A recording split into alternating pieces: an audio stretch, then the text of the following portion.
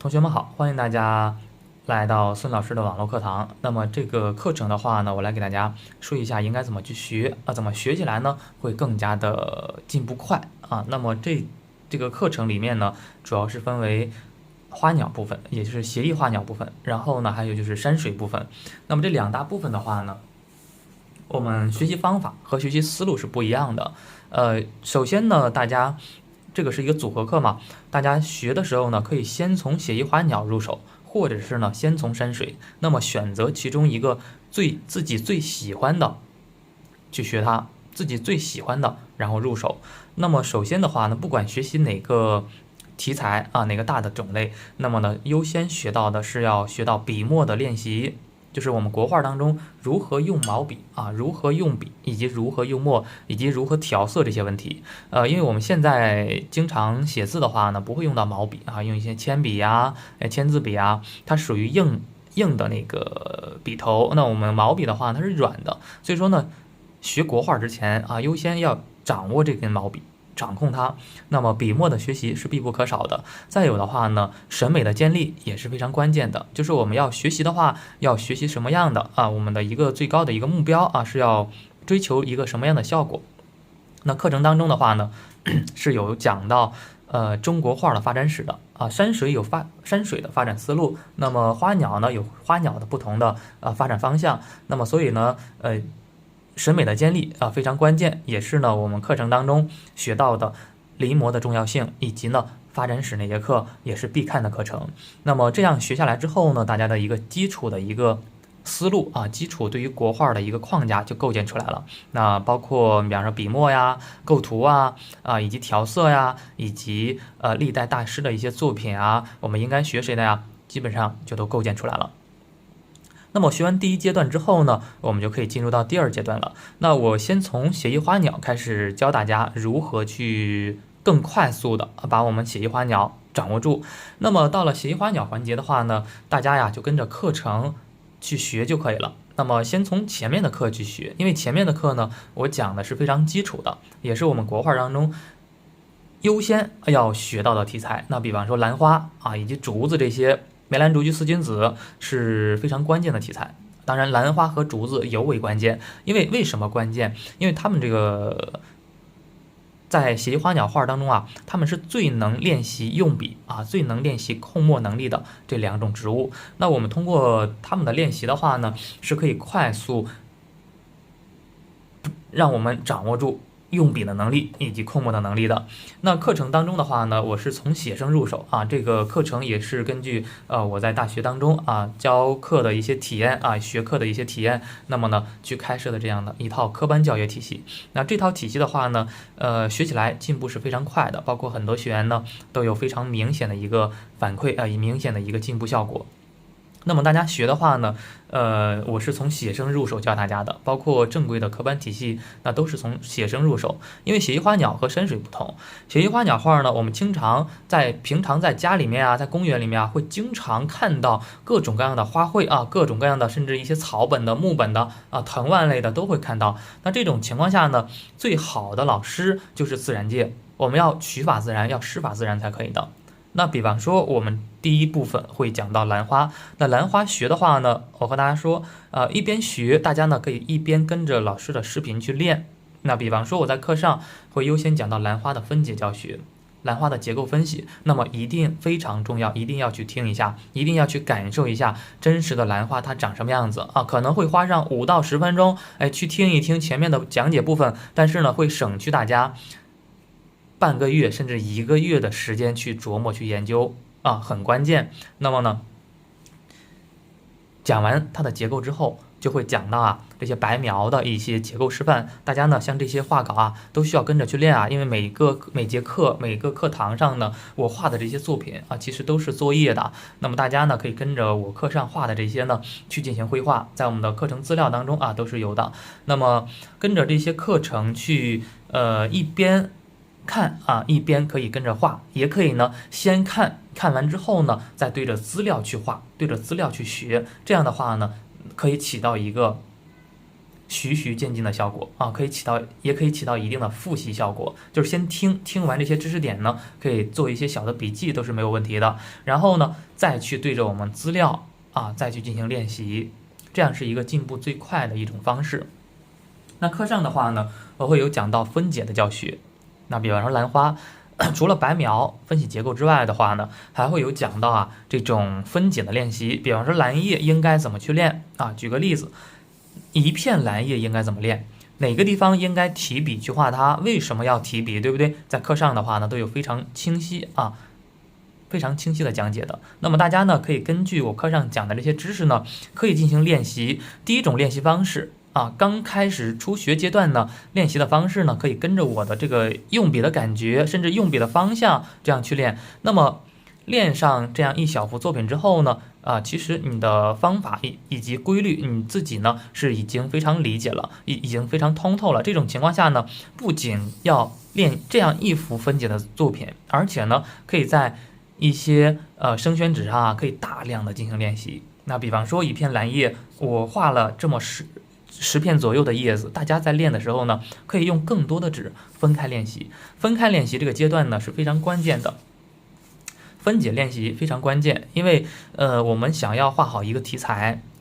后期想要去创作一幅作品，那么不要单纯的去临摹成幅作品啊，单纯的临摹成幅作品，那大家学完之后呢，可能只能会画那2-3幅啊，我教3幅，那你可能只能画3幅，脱离开临本之后不会临，问题就出现在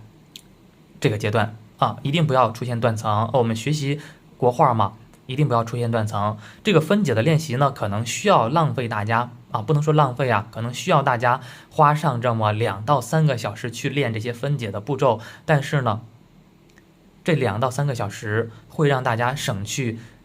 2-3个月的时间，甚至更长的时间走弯路。如果说不这样分开练习，那么大家呢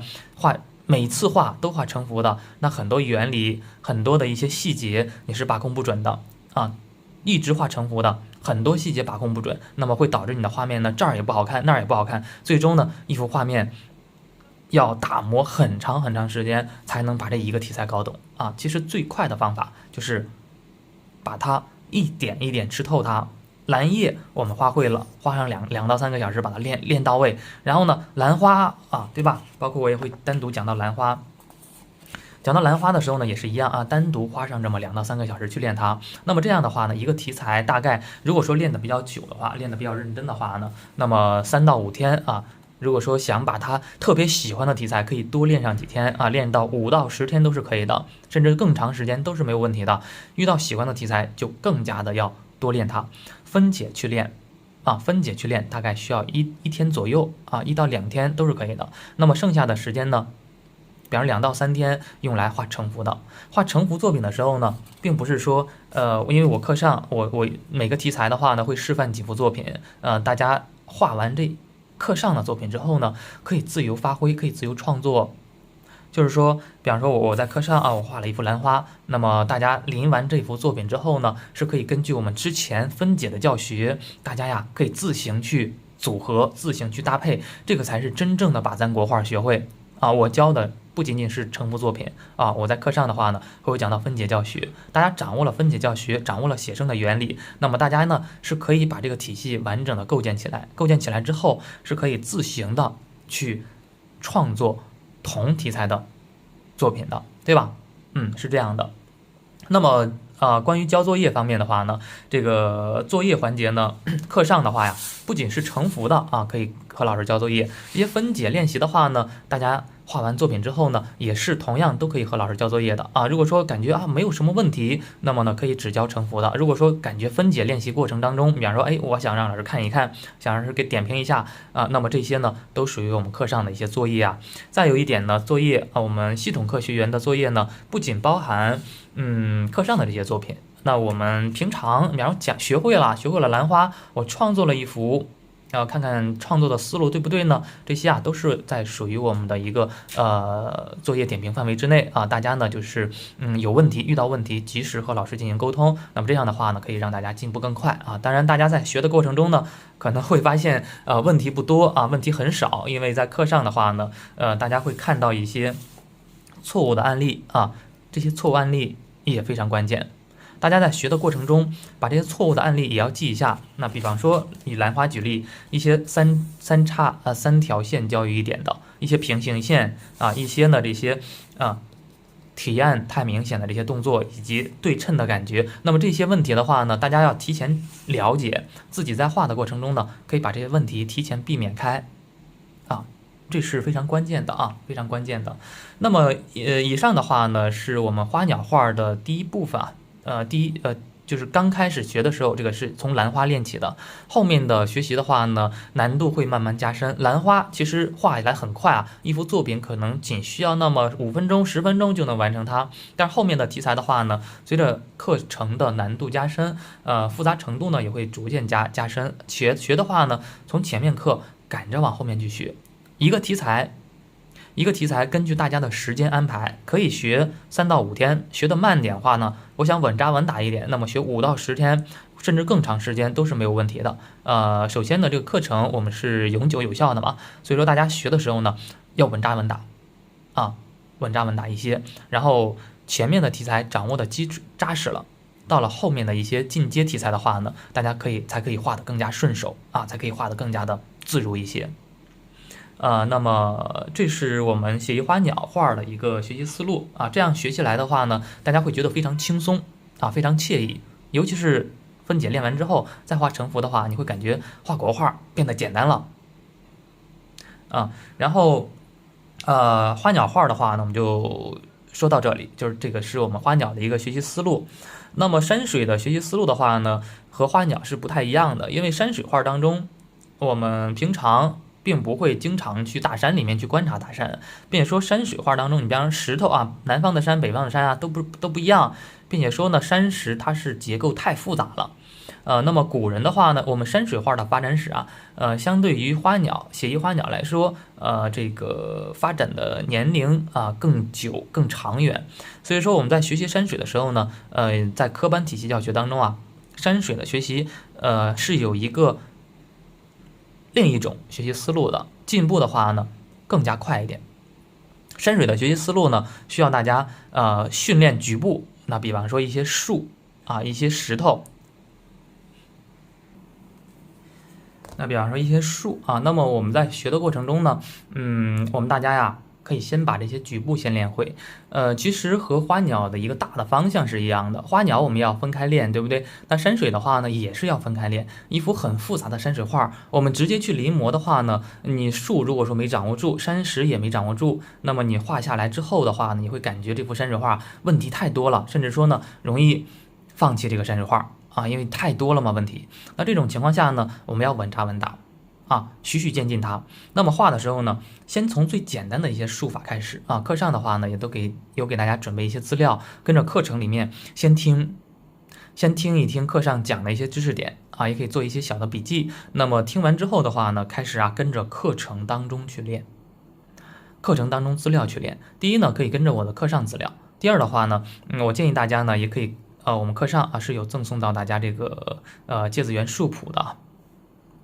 树谱以及石谱山水部分。那么根据山水部分当中这些树谱对吧，以及山石的画法，那么分开去练习这些一些树它怎么长的一些枯树怎么长的，一棵树我们画的时候应该怎么画，2棵树交叉在一起应该怎么画，然后呢，包括一些复杂的一些丛树，那我好多棵树组合在一起应该怎么画。当你把这些分解的步骤学会之后，对吧？分解步骤学会之后，山石也学会了，那么树和山石长在一起，它就是一幅小的一个局部，小的山水画当中的一个局部，那再去组合一些远山很自然的一幅画就能画好了这个是进步最快的一种方式。包括树的话呢，它分为很多种，有枯树，那边还有柳树怎么画，还有一些点叶树、一些夹叶树怎么去画，怎么去刻画。那么这些的话呢，需要大家有这么15到30天的一个时间去单独去训练这些，不要太着急。往往有时候呢，一些朋友去学山水的时候比较着急，包括一些老师讲一些老师教，那上来直接让大家画成幅的，那很容易呢。第一点大家可能会失去自信，一画成幅的哪都不像，哪都不好看，最后呢就放弃了山水画。第二种呢，会感觉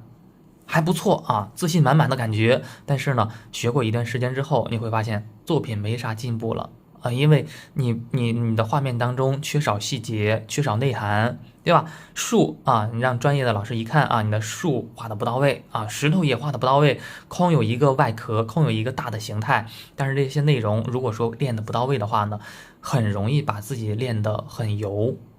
什么叫很油呢？就是说很容易把自己这个作品当中画的没内涵，画的没细节。所以说我们画画，尤其是看山水画当然我给大家讲一讲一些山水的一些审美思路一幅山水画当中呢，首先第一眼看它的一个气势，一幅山水画的一个气势，宏不宏伟，好不好看秀不秀丽。那么一幅山水画嘛，因为它有很多的细节，包括花鸟也是一样，远观，然后呢，好的作品还可以让人细看，还可以让人把玩，就是拿到手里面之后呢，花鸟也好，山水也好，细看的话呢，有细节。一看这个山水画当中，哇，这棵树好漂亮，这棵树给人一种有风吹动的感觉这两棵树给人感觉有一种环抱在一起的感觉。这一丛树给人感觉有高有低，好像一个小家庭一样，甚至说呢，好像这一丛树他们在说着悄悄话一样一些水我们画好之后呢，离远看哇，一个好高的瀑布飞流直下3千尺的感觉。然后离近看的话呢，感觉这个水好像在流动一样那画出这种感觉，那这幅作品才称得上精湛。远看好看，细看的话呢，又有这些内容，又有这些细节，那么作品才称得上好作品往往呢，如果说缺乏这个前期的一个基础课练习，那么直接上手临成幅的话呢，就容易出现一些习气慢慢的可能会让自己静不下心再想反过头学这些补这些，心已经很浮躁的时候可能很难再学得进去了。所以说我建议大家呢，想学山水画，那么前期的话呢，花上半个月到1个月的时间，单独去分开练练。那这样的半个月到1个月的时间会为以后的作品打下很扎实的基础。之后你再去画成幅的时候，包括呢，比方说1个月之后练得很扎实了，那么你第一张山水画作品，你可能就已经可以画得非常非常优秀了，甚至会比一些练了1年的甚至练了1年多的、2年的，比他们还要厉害因为你基本功非常扎实。远看没问题，因为课上的话呢，会有讲到山水画的构图问题画第一幅的时候，结合这些分解教学，结合山水画的构图法则，那么你很有可能第一幅就比很多人练了半年、练了1年还要优秀这个就是山水画的一个快速入门的一个捷径，也是正规的科班体系教学当中这个教学思路。那么山水画其实练起来很好玩大家跟着课程去练的话呢，大家会觉得山水画其实分解步骤很好玩、很有趣的就是说因为各种各样的树嘛这个有柳树有松树还有一些大家不认识的一些树，还有一些什么样的呢？一些带风的树，对吧一些好多好多好玩有趣的树，那么一些不同的画家画的不同的树种会感觉很有趣。大家呢可以在分解练习当中呢找到属于自己的一个兴趣点，那么把它坚持下去。这个是山水山水的话相对来说入门阶段比较慢一点，但是入门之后在后期的一个绘画当中呢，相对来说比花鸟要变得越来越简单了，因为基础打牢固了。那么后期的一些内容的话呢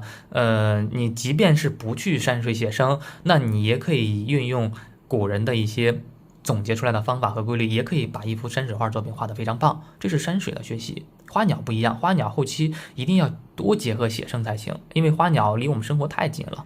身边随便一看都是植物的，所以说花鸟想画的生动，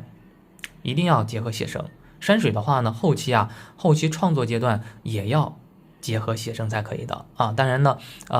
山水的写生不要太急躁，先把基础打扎实。后期山水的写生是结合一些我们已经掌握的规律掌握的一些笔墨技巧掌握的一些技法，再去融合大自然，是这样的一个学习思路。好，那么关于山水的作业的话呢，也是一样山水作品的话，大家也是一样，分解的教学都可以和老师进行沟通的。比方说一棵树我画的怎么样呢？如果说画的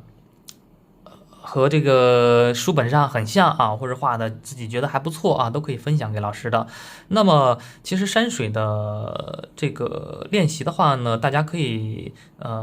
声宣或者半生熟都可以。声宣的话呢，如果说能掌握住声宣，那么再学半生熟相对来说更加简单一点。是这样的一个学习思路。那么以上的话呢，就是我们这节课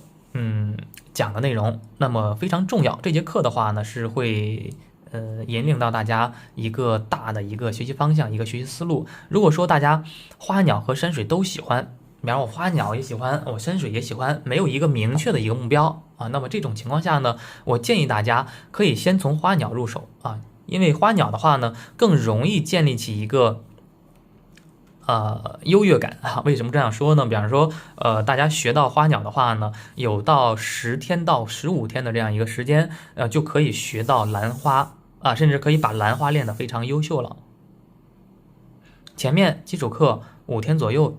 就搞定了。那么后期的学习呢，学到第一个题材就是兰花。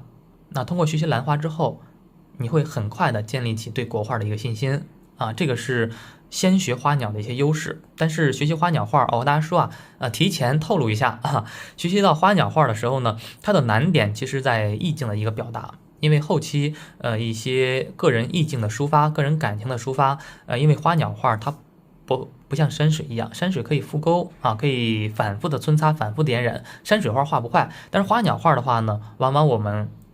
一幅作品想要画出一幅非常生动非常优秀的作品是比较难的。因为一幅优秀的花鸟画作品呢，不仅要对大自然要高度的提炼，高度的概括，而且呢还要融合我们自身的一些情感进去，那这个才是花鸟画当中难点。山水画当中的这种感情的抒发的话呢，它可以细水长流的慢慢去添加上去。但是花鸟画，尤其是写意花鸟画，往往呢在刚落笔的时候就已经包含了我们个人感情了当然这些内容